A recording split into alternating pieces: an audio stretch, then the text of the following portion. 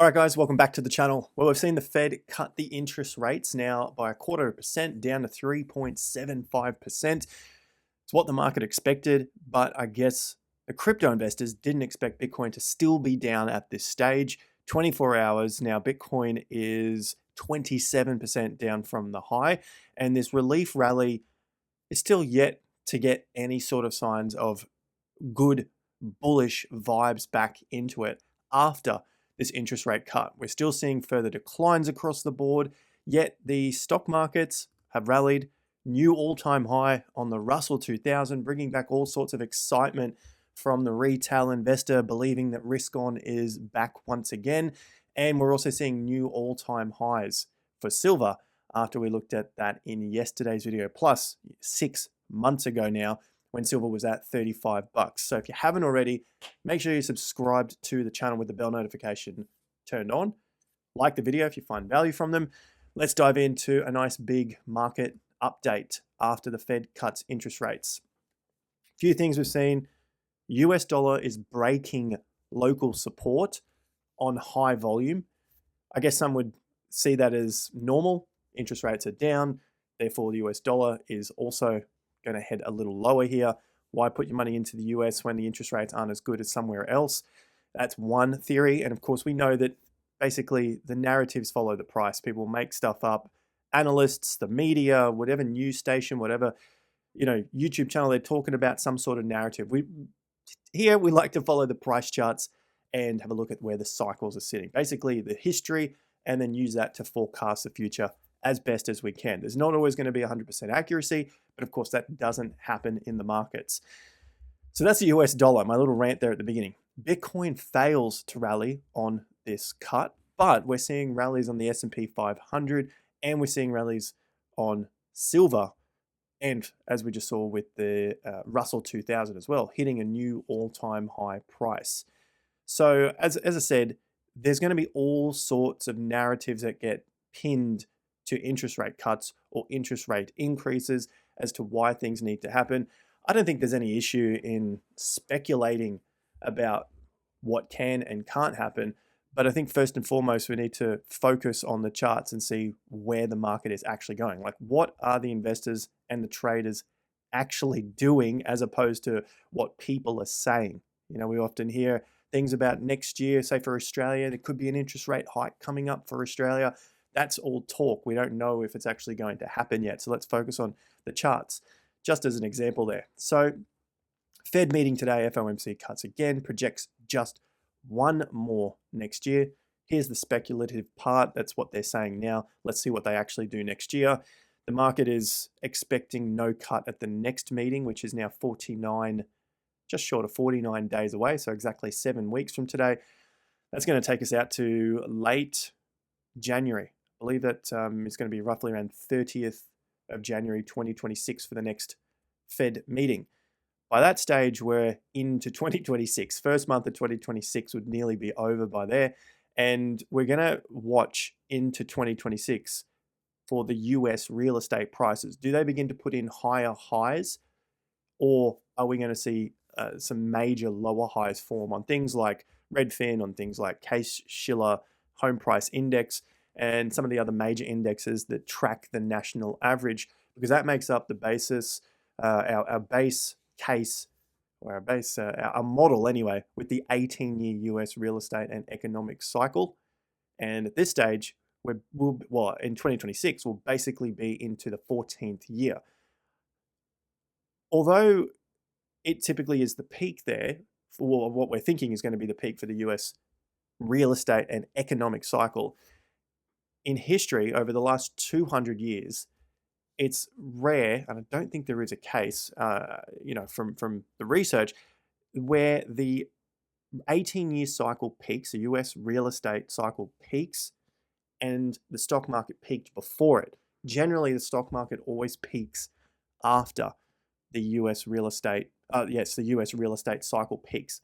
So if we see a peak for the US real estate in 2025, or it happens in 2026, the probabilities are that we'll see a top for the stock market after that. So that top could be late 26. There is I think, at least, I think there's still going to be some pretty significant volatility in 2026. We're looking for a peak, in quarter one, just a local top. It's probably going to be an all-time high, but I think it'll be a local top. And then you could see a pretty swift correction from there that scares the market. The buyers might step back in, or the smart money steps in at the lows, and then you start to see this big move higher. The point I'm trying to make there is the volatility continues to increase with these wild swings, the emotions, the news topics, all that sort of stuff, the later we get in the cycle. Now, we're still watching for more signs of the top. That we've already seen a few signs come in that we're in that phase now. Either this yellow dot is at the peak or beginning to slide over to the right-hand side of it. Remember, this isn't a chart like a stock market where you see day by day the price, the price chart move like that, and you get an exact peak. This is a working cycle. It's a top in the process, and we're most definitely in the process of this particular top. So the Russell's put in a new high with the interest rate cut. People are getting a little bit excited by this. In the past, and this I thought was an interesting one. I just saw so many comments come up when I posted about it. I believe it was here. Sort of just within the first few minutes of a post, Russell hit 2000, hit new all-time high. Down here, Beth phase, Russell question, stock market down. There was one other one sitting in here. Anyway, you get the point here. Russell in there as well. Within a few minutes, people all talking about the Russell. And I don't think it's a bad thing that, people are interested in these all-time highs. What I'm looking at is a possible sign that the Russell is I dare stop short saying it's a leading indicator, but just look at these highs. Russell's in the color, S&P 500's in the white, and this is on a weekly chart, so you could get a little bit more granular as well. But look at the color. This is Russell putting in a peak here in November when the NASDAQ put in a peak, then the S&P 500 put in its peak later. So it topped after that. But you take a look back in March 2021, and it basically peaked there, right in March. You could almost call it February. There really wasn't much happening in March, not much happening in June. It was a lower high. You got 2 weeks in November that went higher and then quickly went back underneath, kind of like what happened to Bitcoin in 2021. And then it all came crashing down from that point. Now, everyone's getting excited by the Russell going to a new all-time high. Now, it's been 4 years since it put in a significant all-time high. We saw an all-time high in November 2024, so that was exactly 3 years from that top, and then it crashed again. And now we see it put in a new all-time high in October. We take this off, you can get a little bit of a clearer look. October corrects again, and now we're in December 2025, and it's starting to push higher. So I'm not saying that this is the top and you should all be looking out for it. What I'm saying is, if we begin to see a top in the Russell and the S&P 500 continue higher while the Russell is going down, that could be a sign that some of that risk is coming out of the market. People aren't as speculative as they once were, and that maybe it's time to get a little bit more defensive. Here is another very clean example. Russell, top in September 2018, January and February tops for the Russell were lower highs. That's a very, very weak sign, whereas the S&P 500, we know, went higher into that period. You can see it continuing to run higher. Now, of course, you have to go and break down. Yes, the Russell has the smallest 2,000 stocks and the S&P 500 is the largest, and they're going to be making more money and more profits longer than those other stocks. But this gives you a bit of a sign that you're probably not seeing that same flow of money in the economy as we once were in the earlier stages of that move, which is why you're getting a lower high, which is why the smart money, the guys that are doing all the behind the scenes research with the earnings and so on for these companies, they're beginning to see it as well. And that's why these prices aren't meeting the previous tops, whereas the S&P 500 is. There is the 2018 and 2020 top, which then resulted in a major crash. And you can take this back many, many years. Look, even the 2007 top. You've got the Russell 2000 topping out here in May and July of 2007. Here is a marginally lower high, but it's a very subtle signal in itself. There is October, which is when the S&P 500 topped. The S&P 500 ran up, put in a new high in October, and then everything came falling and then crashing in October 2008. And you can go back throughout history, as I said, but I don't want to turn this video into a full history lesson on the Russell. I just think it's a good one to be watching as we run into the peak of the 18-year cycle. Could this give us another leading edge into the peak where we see risk start to come out, yet the market is interested in these top 500 stocks, mainly the top 7, of course, those big tech stocks that continue to push higher and higher. And you're sort of really getting onto this borrowed time. That is like a beautiful classic example there in November. A push higher and then a correction back beneath those previous highs. Meanwhile, the S&P 500 is running up. Now, in the same breath, the silver contract, silver continues to push higher, as we talked about in yesterday's video. For some reason, not as many people are interested in looking at silver right now. Normally, we'd be doing 25, 30,000 views a video, 14,000. I don't know. People are more interested, I guess, in Bitcoin. But yeah, we're seeing new all-time highs. The market continues to push up, and the volume has also continued to increase here. Now, just a little bit of a question mark in the last 24 hours only. You got this higher volume, yet the price range of the bar is about half that of the previous bar. So lots of volume. Could it be a lot of selling also going on? Doesn't mean we're going to get a turn in the next 24 hours, but just some things to note here as it pushes higher. Like I talked about in yesterday's video, where you've got all of the data there with these huge extreme moves on the monthly chart here as they go up into our 8th straight month.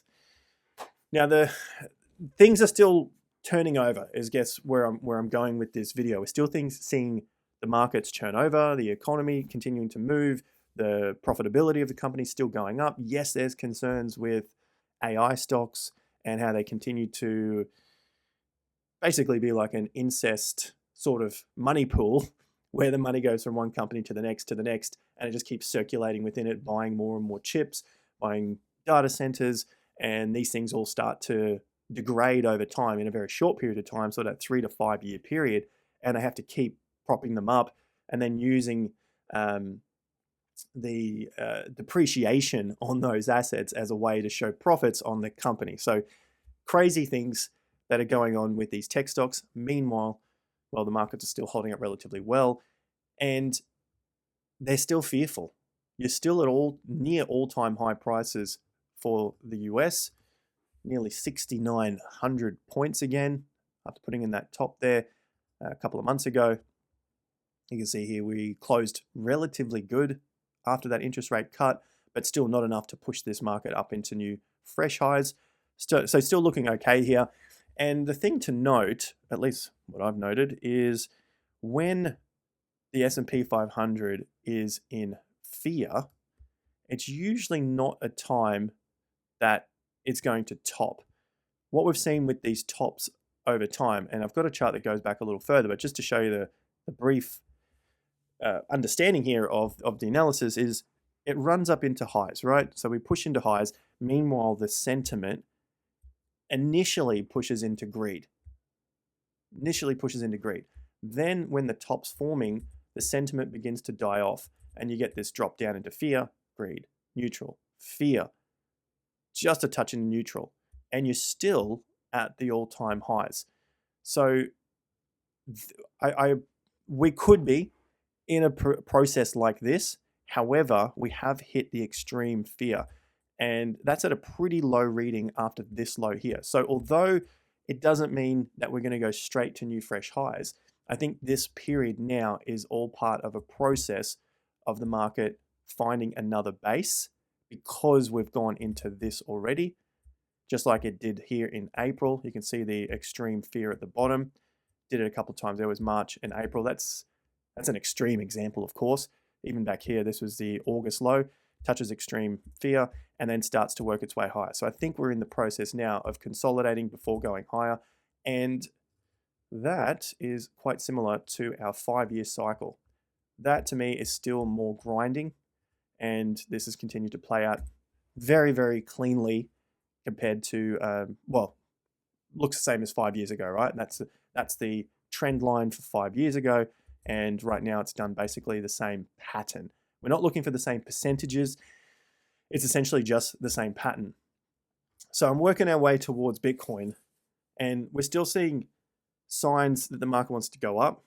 There is, of course, a lot more volatility because of the uncertainty. Prices have remained elevated. People see, investors are seeing that the market is, in their words, overvalued, but it continues to climb higher. So people are kind of on this edge. What do I do with my money when the market's so high? And you kind of have to run with the strength if you feel like your money is burning a hole in your pocket. Otherwise, put it in the bank and get your 4% interest on it. Whereas some other investors are sort of turning towards stocks that are down and continue to show weakness in the sign of strength in other markets. So Bitcoin continues to flip and be weak in these times. But I think 2026 could be a reasonable time for Bitcoin to finally put in its low and then have a move. Whether that move is to a new all-time high or just another significant move into a solid high, that's yet to be seen because we haven't finally put in the low. But I've got a couple of good charts that I want to show in a sec. First, why aren't we moving higher at the moment for Bitcoin? 7-day daily exchange volume continues lower. That's at 38 billion. It's broken the lows now, 46 and 46 billion. Yeah, there's the lows there, 46, 46. It broke down, which means we're seeing less and less interest in Bitcoin in the markets. There's nothing we can really do about that. You can continue to shout on X like some of the altcoin influencers, your favorite meme coin influencers, but it's not doing anything because the majority are not interested. It's just the stark reality of the situation. If this keeps going lower, the next support levels are around $30 billion on the 7-day exchange volume, right? The 7-day moving average. Then you've got basically 30, 31 again, 31, 28's there. And then you start to move into this really low dead territory of around 10 to $15 billion over that 7-day moving average period. Kind of not the space you want to be in if you're looking for big moves. But this is the process that is required, or at least what Bitcoin has shown us and the crypto market has shown us over history, that it has to grind into these low stages, these boring periods, before you get these big spikes out. And that's where the shocking moves happen because the majority are not watching. We know they're not watching. Yes, so that was a silver video. People haven't turned on for that. But the views overall have been down. And we know that interest has been down. We know subs have been down. You can see they're at 30-odd thousand views now, some even 20. Whereas when the market is, when people are retailers here, I'm sort of hitting 40,000, sometimes 50,000, even on those crazy days, 60,000, 70,000, those sort of things there, 50,000, 40,000. So maybe you could say that the content is different now, but I would argue that now is that time where people are just less interested. It's kind of a boring market, and they'll come back like they did right there. We know on the 10th of July, 11th of July, there was a lot of interest, and that was getting very close to the top. That was pretty much like a time where, views went absolutely crazy. It broke out. Everyone was interested. They were interested all the way up until I think the market started to break down here in November, and then pretty much left around this low of November, this low in late in November on the 21st. Liquidations have been doing their thing. It's pretty much just bubbling around between 200 and 500 million, not much going on there. And the long-short ratio continues to stay relatively balanced. So we're not really going to see any significant moves, big spikes to squeeze out the shorts or big dumps to squeeze out the longs unless this ratio gets out of whack. You can see they're basically pretty well balanced here. We usually look for at least a 3% differential, 3% being say like 48.5 to 51.5. That gets a little bit further out of whack there. Some of those other signs we're watching, you guys may have recalled, I've got a long list of items here. I think in 2026, we'll eventually find that low. So here's the 200-day moving average. Of course, it is going to continue to move. It's just counting the average of the last 200 days. And by the time we get to that, I suspect it's going to be a little lower than where it currently sits at $108,000. So the level still remains for an invalidation to the theory here of a relief rally, and I'm still watching that $108,000 level as a key resistance level. Should it flip and the market head above it, that's going to be a good sign that, well, at least Bitcoin this could all be invalidated and it's ready to get set for another move. Long list of items here, which I've covered many other times, so I'll update these in future videos, otherwise this one's going to be too long. The main things I want to look at today was the 200-day as we lead into early part of 2026, and then potentially a final low sometime late Q2 or Q3. I know many are looking out for, say, October as well. Middle of 2026 for now. It's a bit too far away to pick an exact date, in my opinion. And of course, we've got plenty of time until that happens anyway. So that's the 200-day. The Wyckoff distribution also showed that we were going to break down. I posted this to members on the 3rd. So if you're interested in that, check out TIA Pro. There is a link to that in the video description where you can learn more about forecasting, setting up your portfolios for these rotations of capital throughout the cycles, whether you're going up or down. We talk about this on a weekly basis with our members, looking at our own portfolios and what we are doing. So the Wyckoff schematic played out there. That was the distribution, and then that eventually broke right down across my face there. The other items on the list were all seeming like we haven't done enough yet to reset these to go from a down to an up. Invalidation begins somewhere around that 108, and then we would need to see the rest of the strength and the sentiment indicators begin to turn back up as well. That's on a longer term basis. Now, in terms of the timing into 2026, I discussed this at length earlier, where I think because we've got lower highs at the moment and in the short term breaking to lower lows on the volume here, this is like the lifeblood of the market. If this continues down in the current fashion, in the current trend that it is, I suspect we'll break those next lows there around 30 billion and then turn into something like we saw late 2022 and then into 2023, where there was a lot of consolidation happening for Bitcoin. There is late 2022 and then early 2023, and then you had this period of 2023, which was the reaccumulation before the big breakouts. And I think that is probably coming at this stage, based on what we can see here, probably coming in 2026, where yet again, the shock move happens, people miss out, they're too busy watching other things that have already been moving higher, or they're sort of sitting on the sidelines doing other things, and then they come back when the market gets interesting again. As I said, we've got some time. I think it's still too early to know whether this is going to be a low that then pushes to a new all-time high, or a low that then pushes into a major lower high because of where we sit in the 18-year cycle. We're kind of running out of time here, but there is the chance that we do push higher because of where we sit with the liquidity coming into stocks. So we got the stock market, you got the Russell at new all-time highs, the stock markets, ES, your E-mini, your NASDAQ, Dow Jones, all of them sitting near all-time highs. So if this does continue to get a nice move higher, and it times well with Bitcoin finally resetting, then I think we could be on for another move to the upside. So what does that look like in terms of timing? I've looked at it here with XRP. We've looked at it with MicroStrategy as well. These are coming into their 12-month cycles, roughly around Q3 of 2026. 12 months, you can see the low here, 12 months, 13 months, 13 months, roughly 14, 12, and then multiples of those figures. 12 times 3, 36. Obviously that says 33, but give or take on these major time frames.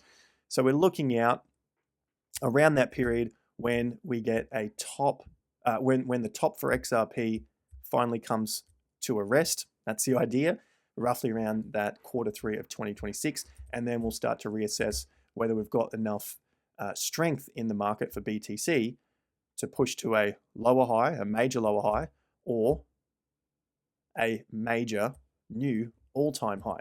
That's going to depend on where Bitcoin ultimately rests in 2026. And I think overall, you're still going to see quite a shocking move there from the masses, where they start to see that it wasn't all so bad and they start to pile back into other assets. Same sort of thing with MicroStrategy. It topped in November 2024, like last cycle. You can see it topped here in February 2021, and then it took about 2 years to get to the low. You can see the top was February 21. The low here was December 23, so just short of 2 years. If we look at being just short of 2 years again, that's going to take you from November 24 to somewhere in about Q3-ish of 2026. And that's what I have on this chart here. Throw up MicroStrategy as well. That's the top. Everything starts to line up with that time frame. And the USDT dominance also lines up somewhat with that time frame. Here is the USDT dominance, looking very similar to last cycle. This was the all-time high for Bitcoin, right at that low, which was a higher low, again a weaker sign, and we got it again. Bitcoin all-time high here in October. It was a higher low for the dominance, which was saying there was more strength now in stable coins as opposed to Bitcoin. And then look what happens. It friggin' takes off again. Bar pattern overlay. This red line here is a replica of 2021 into 2022. You can see it's a very similar pattern, just happening over a slightly longer time frame. So if we were to squash this up, then you're going to get a date somewhere around July 2026. But I'm just going to leave it as is to the same natural time as what happened in 21, 22. Very uncanny here. Look at that. Down into those lows, shoots up. We're into this pullback, which is the potential relief rally for Bitcoin. And then there could be another shocking move like that. And then you get the low. That's this top here is that top right there on the red line. And then things start to move down again. So I'm positive for that period of 2026. Just how positive, we're going to have to wait and see. I don't have a crystal ball. I'm just following the charts as we've been doing for many, many years here on the channel. And you guys that have stuck around this whole time have seen the benefits of following the charts rather than the narratives. We know time is more important than price. That has been said by Gann many, many decades ago in the 1900s. Remember that, and remember that the narratives will then follow price. So time, price, if you want, then the narratives come further down. Hit the like, subscribe to the channel, check out TIA Pro plus the free reports that are coming out, and I'll see you guys back here on the next video. Thanks again. Take care.